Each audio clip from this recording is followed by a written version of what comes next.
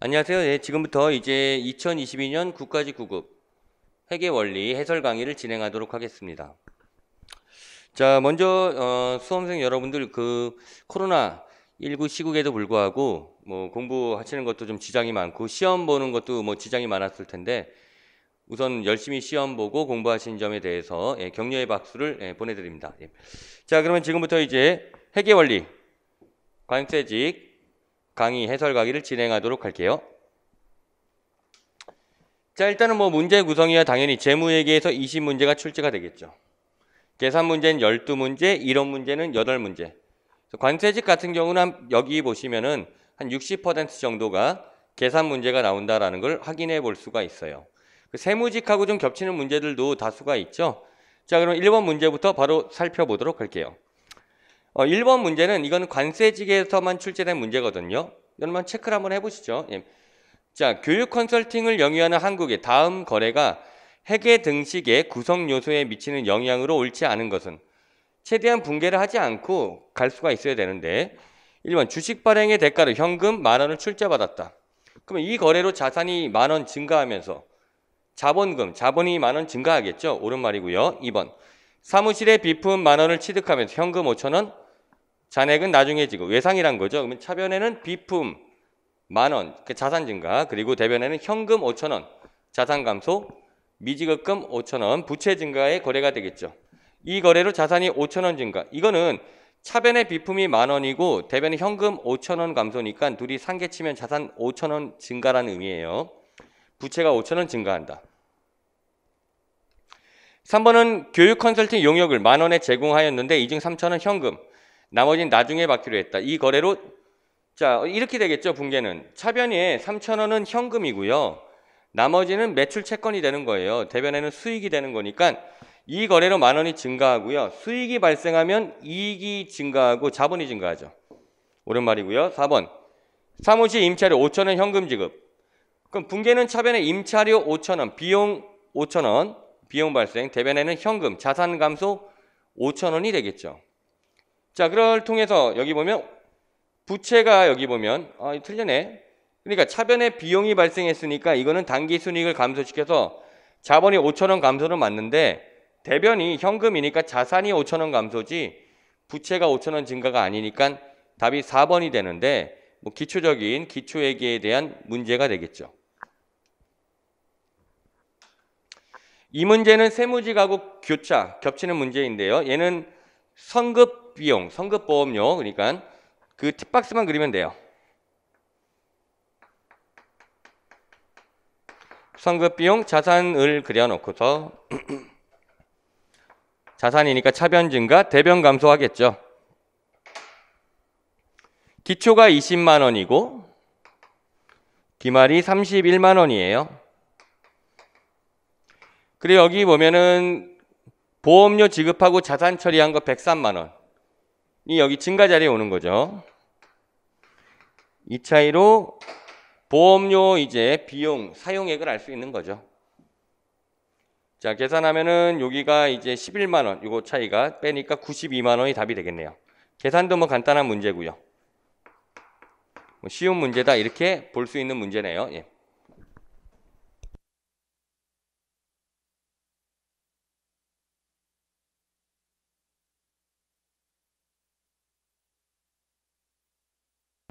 (3번) 문제 보도록 할게요. 이 문제도 세무직하고 겹치는 문제인데요. 재평가 모형에 대해 물어봤어요. 재평가 모형 제가 이론 설명할 때 이렇게 설명을 좀 드리는데 장부 금액을 기준해요. 장부 금액 위에서 변하면 기타 포괄 손익이죠. OCI. 장부 금액 이하에서 변하면 PL 단기 손익이 되는 거죠. 자, 그런데 이거는 우리가 좀 설명을 위해서 이런 거고 제가 그 문제풀이 혹은 모의고사 볼 때도 이렇게 강조를 드리는데 이 개념을 이리 갖고 있대. 만약에 문제에서 기준서의 문구로 나왔을 때 그걸 해석할 수 있는 능력이 필요하다 이렇게 얘기를 드렸었어요. 일단 1번 문제를 보시면은 최초 인식 후에 공정가치 신뢰성 있게 측정할 수 있는 유형자산은 재평가 이래 공정가치에서 이후에 감가상각 누계액과 손상차손 누계액을 차감한 재평가 금액을 장부 금액으로 한다라고 되어 있네요. 재평가에 대한 회계 처리를 말하고 있는 거죠. 그러니까 재평가에 대한 회계 처리는 상각, 손상을 하고 또 평가도 하잖아요. 그 얘기한 거고. 자, 이번은 재평가로 인해 증가된 경우. 그러니까 이렇게 된 거죠. 이렇게 증가했다. 그러면 자산이 증가하면서 우리가 OCI, 기타 포괄손익의 증가를 보죠. 기타 포괄손익 인식, 재평가 잉여금 감목, 자본의 가산. 옳은 말이고요. 밑에는 이런 얘기를 한 건데 어떤 거냐면 과거에 이렇게 떨어졌다가 상승한 이런 케이스를 말해요. 그러면 우리 어떻게 하지? 장부 금액까지는 단기 손익의 증가, 추가로 증가하는 건 재평가 잉여금의 증가인데 OCI 증가인데 그러나 동일한 자산에 대해서 이전에 단기 손익으로 인식한 재평가 감소액이 있다라면 이 얘기죠. 그 금액 한도로 재평가 증가액은 단기 손익의 증가. 옳은 말이 되겠죠. 자, 답은 3번이 되겠는데요. 3번은 이렇게 돼요. 그러니까 처음에 첫 줄은 이거죠. 처음에 이렇게 해서 떨어진 걸 말해요. 자, 그러면 이렇게 떨어졌을 때 우리가 자산이 감소하면서 단기 손익으로 처리되겠죠. 근데 여기 보면 자산의 장부 금액이 재평가로 인해 감소되는 경우 그 감소액은 기타 포괄 손익이 아니라 이게 단기 손익이 되니까 일단 3번이 틀린 지문이다 라는 걸 확인할 수 있고요.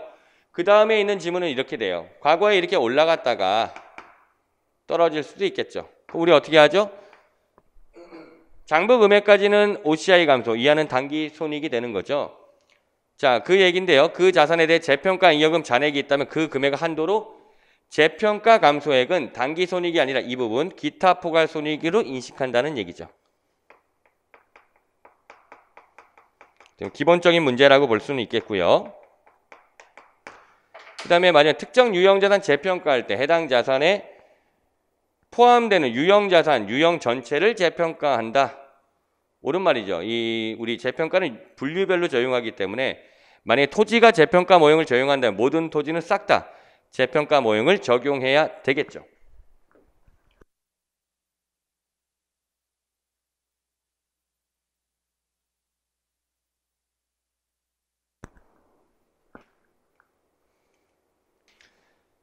(4번) 문제의 경우에는 이제 관세직만 출제된 문제예요. 회계 원리만. 근데 제가 이론 설명할 때 이런 얘기했죠. 말 문제가 중요한 파트가 있다. 그게 무형자산, 충당부채, 개념체계, 그리고 재무제표 이 네 가지가 말 문제가 중요하다. 물론 뭐 다른 데서 나올 수도 있지만 이 네 개는 더 중요하다 이런 얘기죠. 그래서 무형자산에 대해 나왔는데요. 옳지 않은 것 굉장히 중요한 데서 나왔기 때문에 어렵지 않았을 것 같아요. 1번 내부적으로 창출한 브랜드, 제호, 출판 표제, 고객 목록 그러니까 내부적으로 창출한 어떤 이런 네이밍, 이름이죠. 이런 네이밍들은 우리 무형자산 인식하지 않겠죠. 근데 무형자산 인식한다. 답이 1번이 되는 거죠. 그 다음에 2번은 계약상 권리 또는 기타 법적 권리로부터 발생하는 무형자산의 내용 연수는 그러한 계약상 권리 또는 기타 법적 권리의 기간을 초과할 수 없지만 자산의 예상 사용 기간에 따라 더 짧아질 수 있다. 이게 이 얘기죠. 이 무형자산의 내용 연수는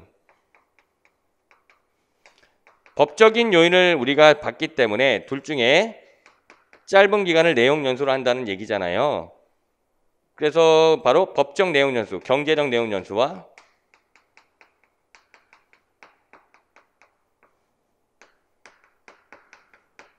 법적 내용 연수 중에 짧은 기간 한다 이런 얘기죠. 예.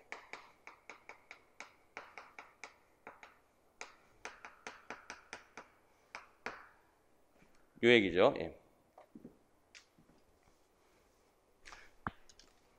이번 시험이 전체적으로 전반적으로 좀 쉬웠고요. 회계학도 좀 회계 원리도 쉽게 나왔기 때문에요.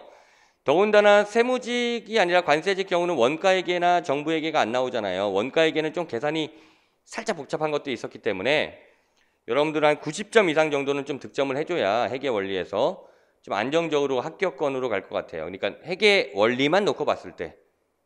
근데 뭐 전반적으로 다른 과목도 좀 쉽다라고 이제 평가가 좀 나오고 있으니까 뭐 한 400, 한 50까지는 아니더라도 한 440 이상은 좀 예상이 되고 있어요. 합격권으로. 예. 또 더군다나 관세직이 좀 구급이 이번에 많이 안 뽑았기 때문에 좀 더 커트라인 올라갈 수 있다라고 생각이 드네요. 자, 여러분들이 그래서 요 뭐 해설 강의를 듣는 경우라고 하면 이게 회계 원리니까 여러분 관세직으로 이제 세관 공무원 준비하신 분들이라 생각이 드는데요. 근데 이제 지방직은 관세직이 없잖아요. 그래서 원래 관세직 듣는 학생들이 그 얘기를 제가 들었나 모르겠네. 과거에 우리 선택 과목 전에 있죠. 선택 과목을 하기 전에.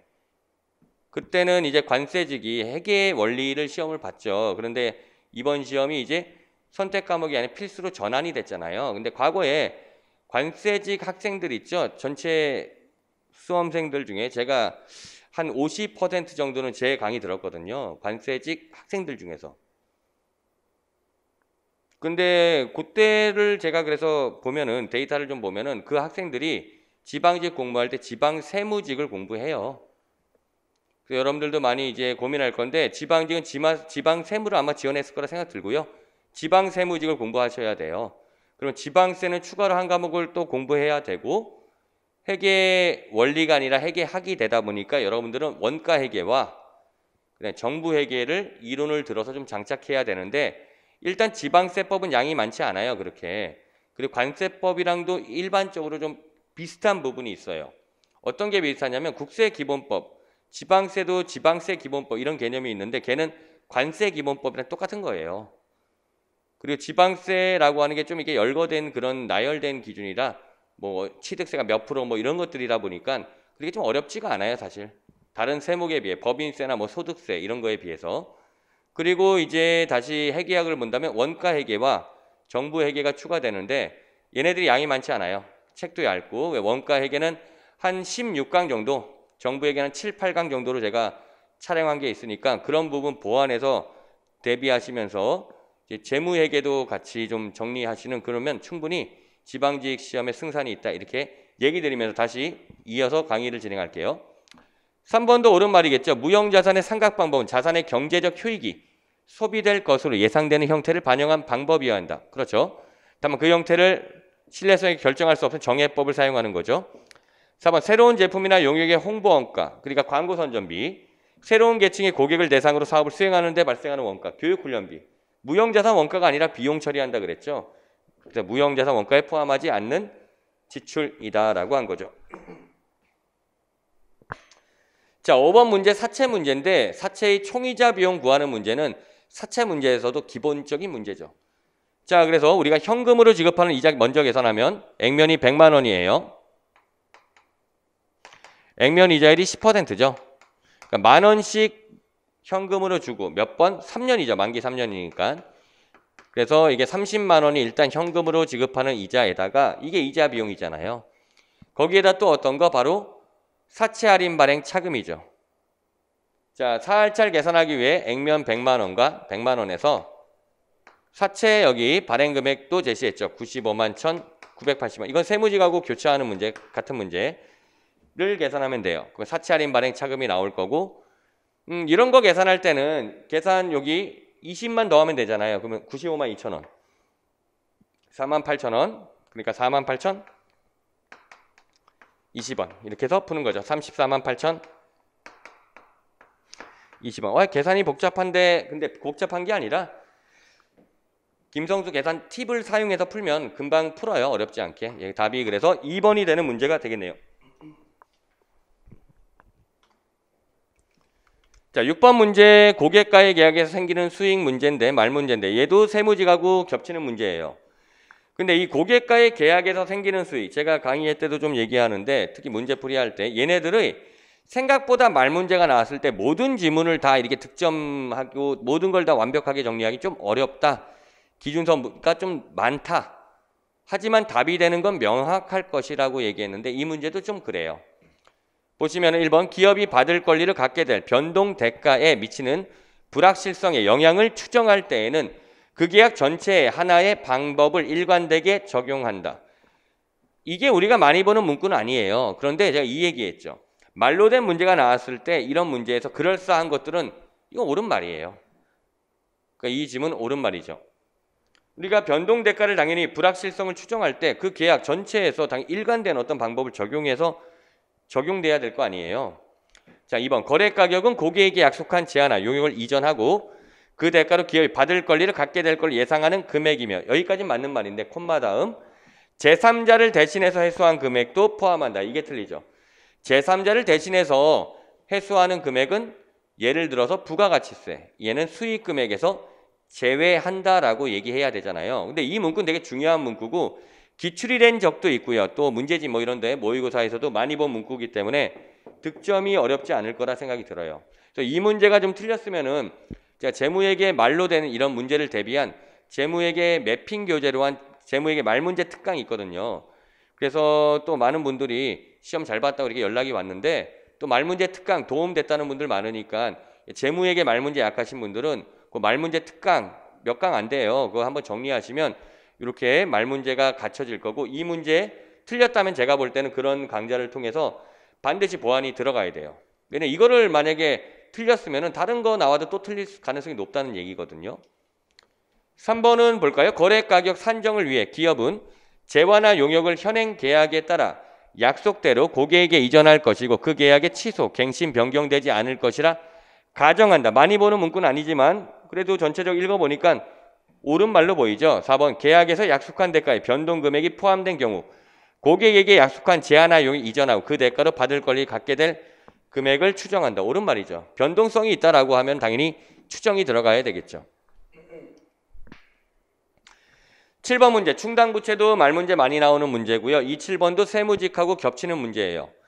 보시면은 얘도 절대 틀리면 안 되는데 많이 다른 거니까 또 옳지 않은 걸 물어봤고요. 1번은 충당부채로 인식되는 금액은 현재 의무를 보고기한 말에 이행하기 위해 필요한 지출에 대한 최선의 추정치여야 한다. 옳은 말이고요. 여기서 제가 모의고사 때 틀리게 낼 때 이 보고기한 말을 보고기간 초라고 해서 틀리게 낸 적도 있어요.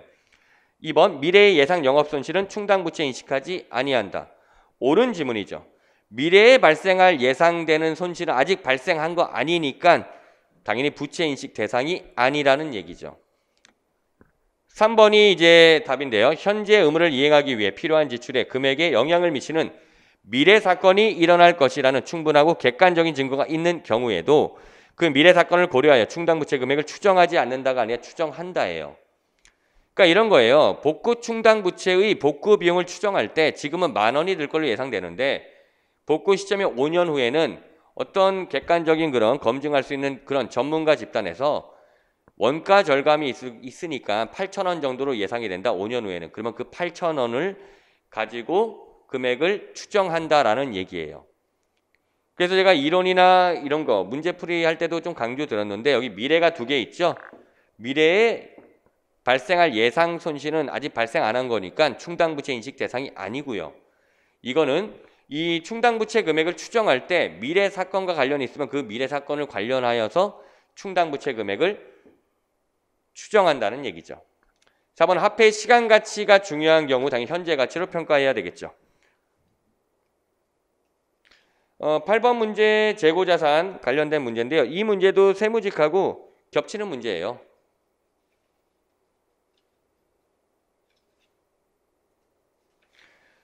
그래서 이 문제가 보니까 선입선출법이고요. 물어본 건 기말재고와 매출총익 2개 물어봤고요. 그리고 수량결정 방법은 계속기록법이지만 선입선출법은 실질재고조사법이랑 계속기록법이 동일하기 때문에 실질재고조사법으로 풀어도 더 빨리 풀 수 있는 방법이 되겠죠. 자, 자료가 나왔고요. 그러면 수량을 먼저 카운팅하면은 이걸 먼저 하라 그랬죠. 기초, 매입. 그러니까 토탈 얼마야? 70개를 매입한 거예요. 근데 이 중에 보니까 매출이 어떻게 돼요? 매출이 25개, 50개를 매출한 거죠. 50개에 대한 원가가 매출 원가, 그리고 나머지 20개에 대한 원가가 기말재고가 된다는 얘기죠. 기말재고 물어봤는데 선입선출법은 먼저 있는 게 먼저 팔리니까 기말재고는 가장 마지막에 매입한 게 남아있겠죠. 마지막에 매입한 여기 9월 1일 180원이 남아있어요. 이걸 통해 3,600원이 기말재고 자산이란 걸 확인할 수가 있고요. 자, 그 다음에 보시면은 여기 매출원가를 계산해 볼까요? 그럼 먼저 있는 게 먼저 팔리죠. 20개는 150원. 3,000원이란 얘기고, 그 다음에 여기 30개는 200원. 얘는 6,000원이란 거잖아요. 그러니까 매출원가는 9,000원이란 걸 알 수가 있겠죠. 계산이 복잡하지 않죠. 마지막 매출액을 찾아야 되겠죠. 매출총익 계산하기 위해. 매출액은 여기 나오네요. 25개고 300원. 25개 300. 그러니까 25 곱하기 3. 이거 한 거죠. 그러면 75 나오잖아요. 이 말은 여기서 7,500원이라는 얘기고요. 그 다음에 9월 언제? 11월 1일 25개는 320원. 여기서 이제 계산 팁을 적용해 보도록 할게요. 그러면 여기 300원, 25 곱하기 300원은 아까 7,500원이야. 그럼 난 이것만 하면 되지. 25 곱하기 20, 2로 곱할게요. 그럼 5가 나오잖아요. 그러니까 이게 뭐야? 500원이란 거야. 그러니까 다시 말해 7,500원, 아까 7,500원에 500원 더하니까 8,000원. 그래서 15,500원이란 거예요. 금방 풀잖아요. 그래서 팁을 쓴다면 6,500원이 되겠죠. 매출 총익. 그래서 이 계산 비법을 제가 촬영한 것도 있고요. 그걸 통해서 연습이 좀 돼야 되는데 걔를 적용하면 실제 시험장에서 좀 복잡해 보이는 계산을 쉽게 해요. 그러니까 웬만하면 그 방법을 장착하고 있어야지 20분 안에 20문제를 모두 풀 수 있을 거예요. 그냥 계산하는 방법은 쉽지 않아요.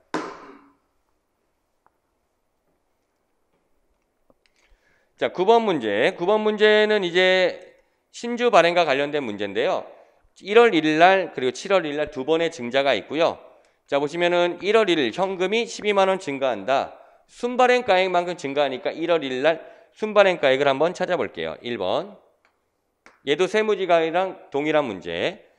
그럼 여기서 발행금액은 1000주 곱하기 120원. 발행금액 12만 원에서 주식 발행비가 700원 있으니까 차감하겠죠. 그래서 얘는 11만 9,300원만큼 여기 현금이 증가하겠네요. 그러니까 1번 지문은 틀린 지문이 되겠고요.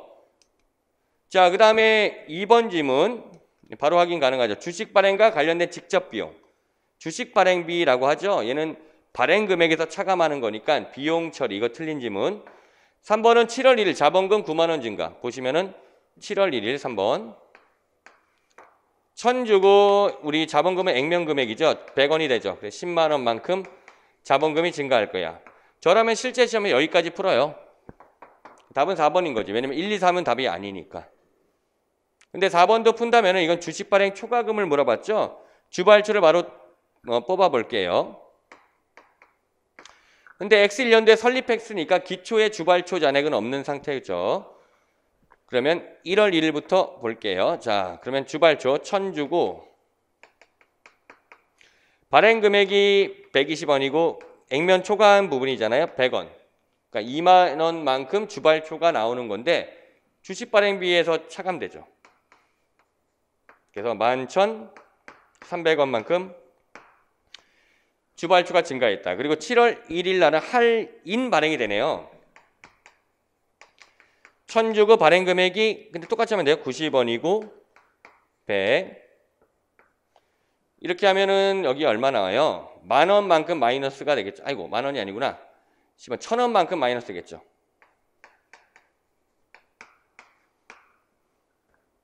잠깐만요.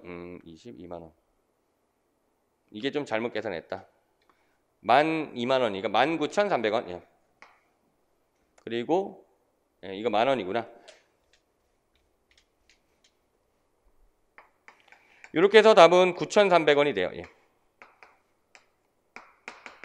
그래서 여기 보시면은 4번 지문은 옳은 지문이 되는 거겠죠. 그래서 또 제가 그 집필한 것 중에 공식 노트, 회계학 공식 노트, 재무회계만 요약이 되어 있잖아요. 걔 도움 받았다는 분들 많으니까 혹시 없으신 분들은 그걸로 한번 다시 정리하는 것도 여러 번 빠르게 정리 굉장히 좀 도움이 되실 것 같아요. 공식 노트도 좀 추천드릴게요. 예. 자, 10번 문제. 이 10번 문제도 세무직하고 이제 겹치는 문제인데 여기서 보면은 장부 금액과 처분 손익을 물어봤어요. 여기 보면 4만 원에 처분했다. 처분 시에 장부 금액. 그렇다면 4만 원에 처분했는데 장부 금액이 35,000원이라면 5,000원의 이익이 나와야 돼요. 그러니까 2번은 답이 될 수 있고요. 1번은 안 되죠. 만약에 장부 금액이 45,000원이야. 4만 원에 처분했어. 이러면 손실이 5,000원 나와야 되겠죠. 그러니까 2번과 3번만 답이 될 수 있겠죠. 자, 그럼 한번 볼까요? X1년 10월 1일 날 월할 상각을 좀 해야 되네요. 이 문제는 8만 원이 취득원가가 돼요. 자, 감가상각을 얼마나 해야 되는지를 볼게요. 자, 여기 저도 손으로 세는데 X1년 10월 1일, X2년 10월 1일 1년, 그리고 X3년이 되니까 6개월, 1년 6개월. 뭐 공무원 문제니까 6개월이긴 한데 10월달 10, 11, 12, 1, 2, 3, 6개월이죠. 1년 6개월만큼 상각이 들어가야 되고 잔존 가치가 5,000원 있네요. 연수학계법. 감가상각 대상금액 75,000원이고 1년 동안은 5년이었죠. 연수학계 15분의 5가 적용이 되고요. 6개월이 더 들어가야죠. 75,000원 곱하기 15분의 4고 월할 상각 6개월 12분의 6 요만큼 상각을 더 해줘야 되겠네요. 3분의 1 나오니까 25,000원이네 이거 25,000원. 그리고 여기는 뭐라 해서 이렇게 5,000원이고 만원이네. 그러니까 35,000원이네. 여기가 만원이고 25,000원. 그래서 35,000원만큼 감가상각을 했으니까 장부 금액은 답 나오네요. 45,000원이고 얘를 얼마에 처분했다? 4만원에 처분했으니까 마이너스 5,000원, 손실 5,000원이 나온다. 예. 답은 마이너스 5,000원. 45,000원. 답이 3번이 돼요. 이런 문제는 플러스 마이너스도 물어보기 때문에 그것도 정확하게 여러분들이 찾을 수 있는 능력이 필요하다. 이렇게 얘기할 수가 있겠네요. 자, 11번 문제. 얘도 세무지하고 동일하게 나온 문제인데 결산에 대한 문제고 어려운 문제가 아니라 쉬운 문제예요. 그래서 결산 문제가 3문제 정도 나왔기 때문에 조금 난이도가 좀 쉬워진 거 아닌가 이렇게 생각도 좀 드네요. 그래서 이걸 누락하기 전에 당기순이익이 4만 원이에요. 그리고 얘들을 반영했을 때 당기순이익을 찾으면 되는데 미수이자 수익의 발생, 미수 수익의 발생이죠. 손익거래고요. 자산이 증가하면 이익도 비례해서 증가하죠. 만원 플러스. 선수 수익의 수익 실현. 얘가 좀 그래도 함정이 될 수 있는데 얘는 선수 수익, 돈을 받고 다 부채로 처리했어요. 수익이 실현됐다라고 하는 건 기간이 경과했다는 걸로 부채가 감소했다는 얘기예요. 그러면 당기순이익은 플러스가 되는 거죠. 분계는 이렇게 되잖아요. 선수 수익이란 부채가 감소하면서 수익이 증가하죠. 돈 금액만큼. 자, 그 다음에 여기 보면 얘네들도 보시면 우리가 손익거래만 당기손익에 영향을 주는 거죠. 손익거래. 차변과 대변 중에 수익과 비용이 있는 거래를 말하는 거죠. 걔만 당기손익에 영향을 주는 거지. 다시 말해 교환거래는 당기손익에 영향이 없죠. 차변과 대변의 자산부채 자본의 조합으로 됐다면 당기순이익에 영향을 못 줄 거 아니에요. 얘네가 그런 거죠. 매출채권 현금 회수했다. 차변의 현금, 자산 증가, 대변의 매출채권, 자산 감소. 매입채무 현금 상환. 차변의 매입채무, 부채 감소, 대변의 현금, 자산 감소니까 손익에 영향을 안 주고 마지막 미지급 비용의 발생. 비용이 발생한 거죠. 부채가 또 증가하잖아요. 부채 증가하면 당기손익은 반비례 마이너스 3,000원 이렇게. 답은 그래 87,000원 이렇게 계산하면 되겠네요.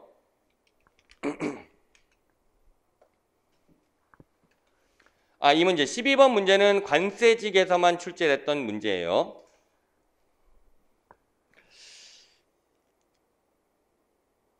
이 문제를 보시면은 일괄 구입이 나왔죠. X1년도 1월 1일 토지와 건물을 일괄하여 100만 원에 취득했고 얘는 계속 사용한다. 이게 중요 포인트죠. 그러면 이 일괄 구입가를 상대적 공정가치에 의해 안분해야 되는데 그 공정가치가 토지는 75만 원, 건물은 50만 원. 내용 연수 잔존가치 정해법. 그리고 물어보는 거는 해당 건물을 철거했다. 철거와 관련돼서 철거 비용 발생 안 했을 경우 손실. 그러니까 우리한테 필요한 건 첫 번째 건물의 취득원가예요. 자, 그러면 건물의 취득원가 100만 원 일괄 구입가를 상대적 공정가치에 의해 안분해야 되겠죠. 두 개 합치는 거죠. 75만 원과 50만 원, 125만 원 중에서 건물이 50만 원이잖아요.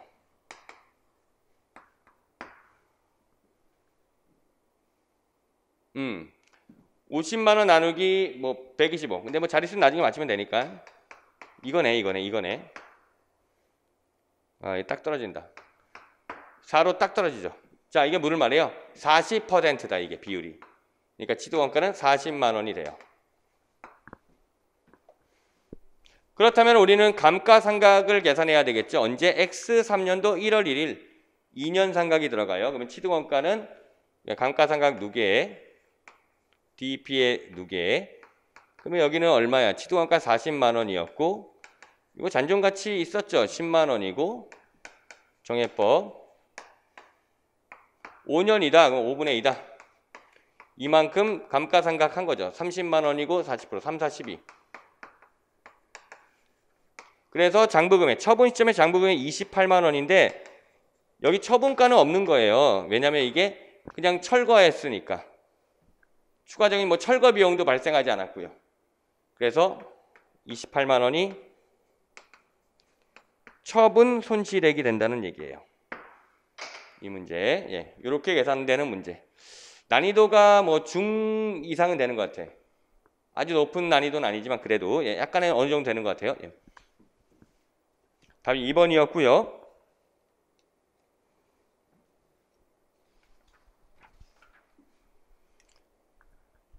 자, 13번 문제도 관세직에서만 출제된 문제인데요.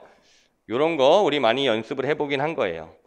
문제는 재고자산 감모손실과 재고자산 평가손실을 계산하라는 문제고, 이런 문제 구할 때는 기말재고자산만 여러분들이 이 사각형 잘 그리면 되죠. 장부상 수량이 몇 개냐? 5,000개예요. 실제 수량은 4,500개. 원가 500원이다. 취득원가.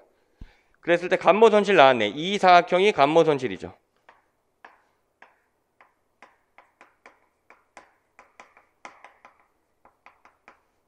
그래서 여기 500개고 500원이다. 5, 25. 보기 보면은 뭐 25로 시작하는 건 25만 원밖에 없겠지만, 그렇죠? 3, 4번. 예, 이게 감모손실의 크기가 된다는 얘기죠. 평가손실은 이렇게 되겠죠. 여기 순실현 가능 가치가 350원. 이 사각형의 크기가 평가손실이 되는 거죠. 그래서 4,500개, 이거는 많이 연습한 거죠. 150. 요게 평가손실이다. 재고자산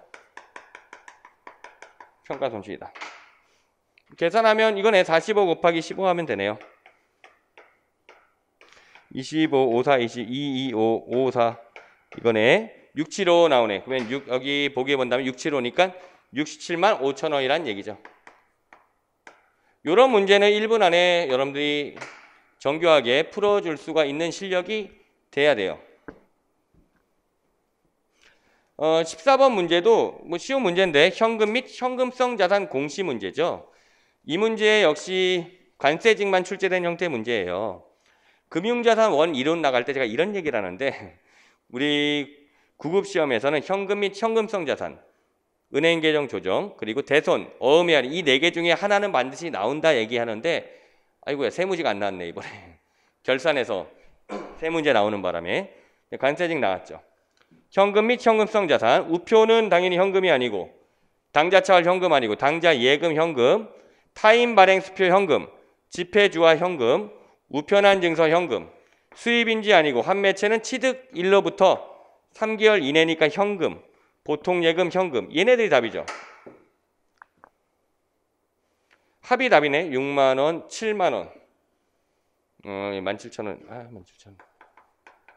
16,000. 오케이. 그다음에 얼마에 10만 3천 원이 된다는 얘기지. 10만 3천 원. 답이 2번이 돼요. 어려운 문제가 아니죠. 15번 문제는 세무직하고 겹치는 문제예요. 뭐 중요한 문제라고 볼 수 있죠. 그래서 금융자산, 지분상품, FVPL과 FVOCI를 비교하는 문제죠. 취득, 평가, 처분에 걸쳐서요. FVPL 금융자산부터 볼게요. FVPL 금융자산. X1년도. 보시면은 여기 취득 금액은 1,000원인데 수수료가 있어요. 매입 수수료는 FVPL은 비용 처리하죠. 50원 비용. 평가손익도 단기손익이잖아요. 그래서 기말의 공정가 1,100원과 취득연도는 취득원가인 1,000원가의 차이죠. 그래서 100원이 평가이익도 단기손익. 그래서 문제에서 X1년도 평가이익을 물어보는데 PL은 1차 년도에 50만큼 증가죠. 그게 이제 보기 1번에 대한 설명이죠. 예. X2년은 처분과 관련이 있죠. 처분할 때 보시니까 처분가 1,080원. 1,080원과 기초공정가치인 1,100원가의 차이죠. 20 마이너스 나오니까 이건 처분 손실이 20원 나왔다는 거고, 단기손익이죠. PL로 20원 감소. 이게 이제 보기 3번에 해당이 되는 얘기죠. 자, 이제 OCI 볼까요? FV OCI.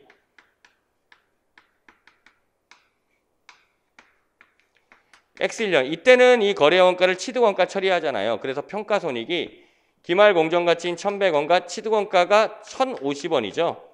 50원 평가이익을 처리하고요. 근데 이 문제는 얘는 OCI를 물어봤어요. 그래서 기타 포괄손익 OCI는 50 증가가 되는 거죠. 자, X2년도 처분을 물어봤는데 당연히 이거 처분 관련 원가가 없으니까 처분 손익은 제로죠. 근데 FVOCI 제가 이렇게 먼저 평가를 하라 그랬어요. 그렇다면 평가 손익이 존재하잖아요. 그래서 1,080원과 1,100원의 차이 20원만큼 평가 손실이 나올 거고 요거 당연히 OCI로 처리할 거 기타 포괄 손익 그리고 마이너스 20이 되겠죠. 그래서 보기 보시면은 여기 4번이 30 감소니까 4번이 틀린 문제죠. 문제 난이도는 좀 어느 정도 중상이라 볼 수 있는데 이런 류의 문제를 많이 대비했기 때문에 좀 득점이 되어야 되지 않을까 생각하네요.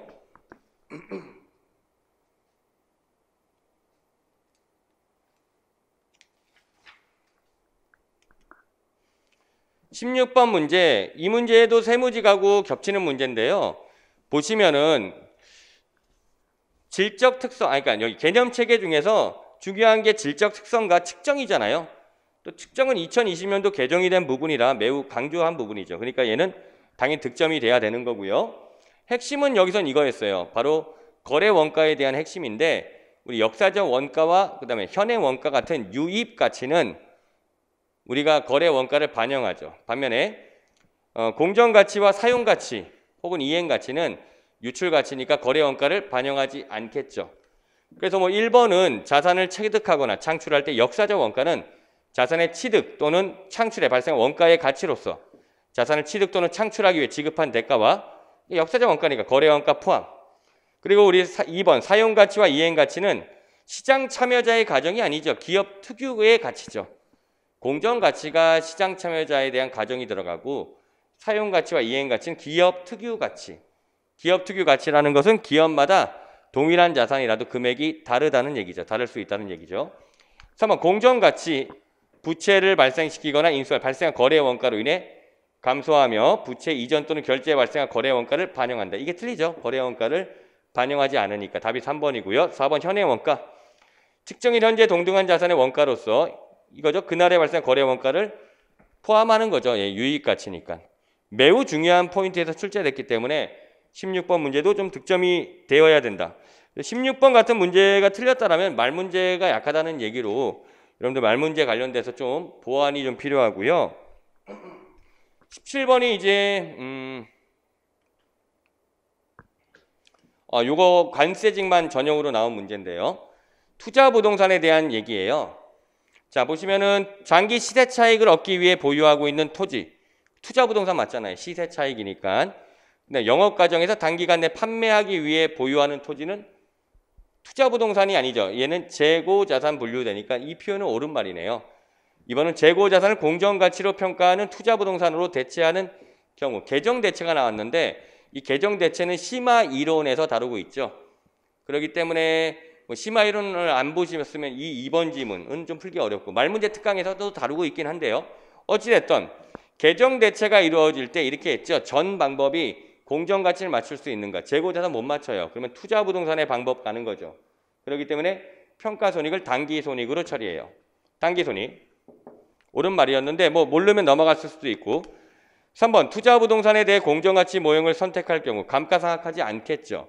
공정가치 변동을 발생하는 손익은 기타 포괄 손익이 아니라 단기 손익이니까 3번이 너무 답이 되는 게 너무 쉬워.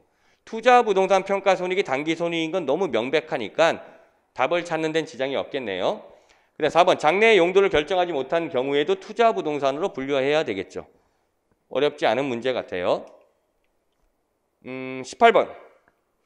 얘는 관세직으로 나왔던 전형 문제인데 여기서는 매출총 영업이익을 물어보는 문제로 조금 사이즈는 커요. 잠깐만요. 뒤에. 예. 자, 그러면 먼저 있는 걸 다 물어봐요. 우리가 순매입을 먼저 구할까요? 여기 총매입 2만 원에서 매입 운임 있죠? 얘 가산해야지. 매입 애누리 차감. 매입 판출도 차감하겠죠. 매입 할인도 차감. 1,000원 여기 600원, 400원, 2,000원. 그러니까 2만 원에서 2,000원 더하고 얘네 빼니까 2만 원 되잖아요. 자, 상품 팁박스 그릴게요. 뭐 기본 문제라 볼 수는 있는데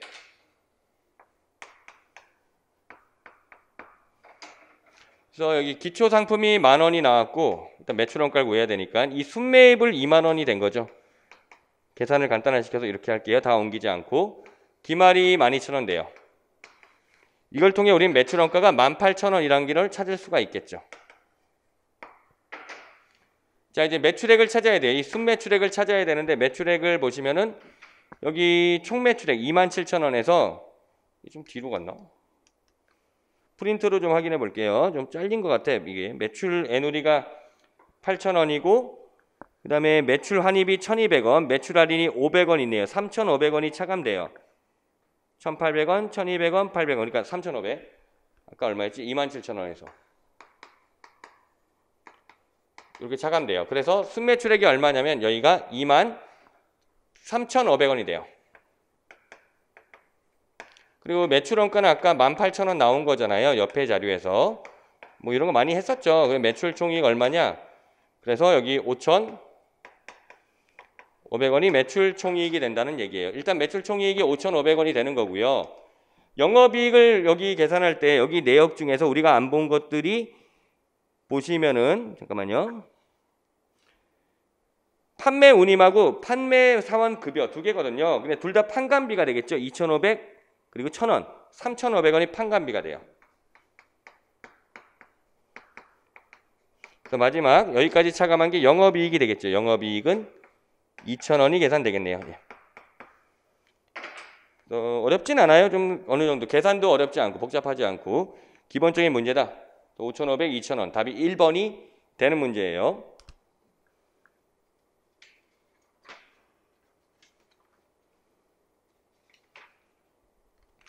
19번 문제도 여기 관세직만 출제됐던 문제인데요.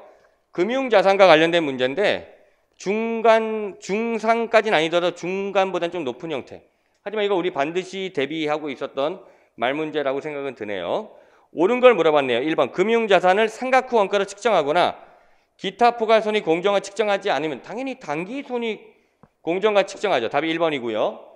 2번 계약상 현금 흐름을 수취하기 위해 보유하는 것이 목적인 사업 모형에서 금융자산을 보유하고 현금 회수 목적이네요. 계약 조건에 따라 특정히 원금과 원금 잔액에 대한 이자 지급만을 구성되어 있는 현금 흐름이 발생한다. 이게 바로 상각 후 원가 측정 금융자산 분류해야 되겠죠. 그래서 2번이 틀린 거고 3번은 계약상 현금 흐름의 수치와 금융자산 매도 둘 다 그러면 우리 뭘로 하죠? OCI죠. 기타 포괄손익 공정가치 측정 금융자산으로 분류한다. 상각 후 원가에서 틀린 거고 4번은 당기손익 공정가치를 측정하였던 지분 상품에 대하여 주식 특정 투자에 대해 후속적인 공정가치면 기타 포괄손익으로 표시하도 최초 이 시점에 선택할 수 있다. 그래서 지정할 수 있죠. 주식에 대해서 OCI 금융자산으로. 근데 이거 강조했잖아요. 한 번 지정하면 끝이다. 그래서 한 번 선택했다라면 이를 취소할 수 없다는 데 있다로 낸 거예요. 그러니까 이 문제는 금융자산의 분류에 대해서 집중적으로 물어봤죠. 그래서 제가 분류를 좀 이론 설명할 때 강조하잖아요. 그러니까 그 분류에 대한 내용으로 정리되어 있으면 이 문제 뭐 어렵지 않게 득점을 할 수 있는 문제다 이렇게 생각 드네요. 자, 마지막 20번.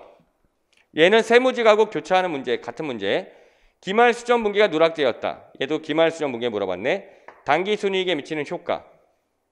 첫 번째, X1년 7월 1일 1년치 보험료 12만 원 지급하고 성급 보험료 처리했다. 그럼 결산에서는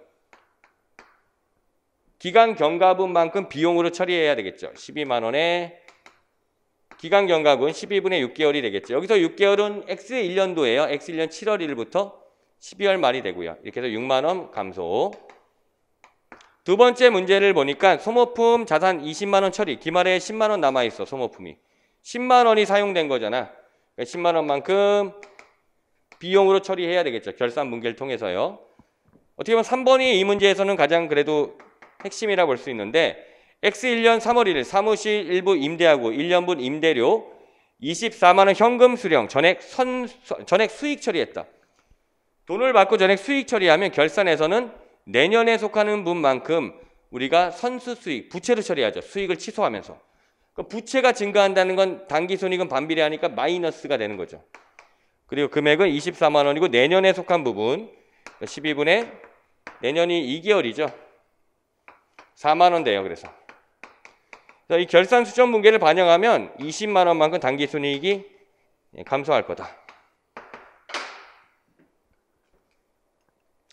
자, 이렇게 정리가 될 수 있겠네요. 전반적으로 문제가 어렵지 않았어요. 그래서 여러분들 기본 어느 정도 기본 강의를 잘 정리하면서 문제풀이를 잘 정리했으면은 뭐 90점 이상의 고득점이 쉽지 않았을까 생각도 좀 들어요. 그리고 뭐 100점도 많이 있을 수 있고요. 자, 어찌됐든 뭐 지난 시험이니까 우리는 이 지난 시험을 통해서 여러분들이 뭐 좋은 결과가 있기를 바라지만 또한 또 대비해야죠. 지방직 시험. 그래서 지방직 시험에서 우리 관세직 학생들이 대비하려면은 첫 번째로는 원가회계와 정부회계 이론 강의를 마스터를 해주시고요. 금방 할 수 있어요. 두 번째로는 재무회계에 대해 또 계속 반복적 정리해 주세요. 말문제 약한 분들은 말문제 좀 정리해 주시면서 말로 된 문제, 매핑 강의가 있어요. 그래도 많지 않아요. 그 다음에 전반적인 내용을 내가 다 이렇게 정리하고 싶다. 공식 노트가 없으시다면 회계학 공식 노트, 필기 노트 강의, 전반적인 재무회계를 잘 정리할 수 있어요. 그리고 지방직 대비 동형 모의고사 과정도 개설되니까 그걸 통해서 그 배웠던 내용을 정리하셔도 되고 아니면은 국가직에나 정리했을 때 1, 2월 달에 정리했던 교재로 있는 강의도 있고 3월 달에 프린트로 한 강의도 있는데 세무직 걸로 풀어보시면 또 대비가 되실 수가 있어요. 어찌됐든 그렇게 대비를 해서 여러분들이 지방직 세무 공부하실 때 최대한 회계학을 안정적인 점수를 득점할 수 있도록 대비하는 게 가장 중요한 관건이다 이렇게 생각 드네요. 자, 여기까지 우리 회계원리 해설 강의 마칠게요. 수고하셨습니다.